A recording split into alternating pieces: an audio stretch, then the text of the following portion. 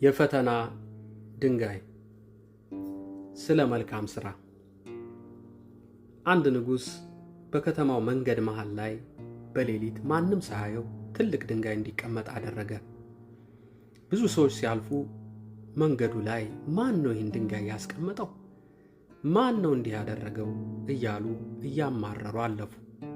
አንዳንዶቹም ንጉሡን እርምጃ ባለመውሰዱ ወቀሱ። በመጨረሻም አንድ ገበሬ ድንጋዩን አየውና አልፎ መሄድ አልፈለገም። በብዙ ድካም ድንጋዩን አንከባሎ ከመንገዱ መሃል አስወገደው። በዚህ ጊዜ ድንጋዩ በነበረበት ቦታ ከስር አንድ ከረጢት ወርቅና ደብዳቤ አገኘ።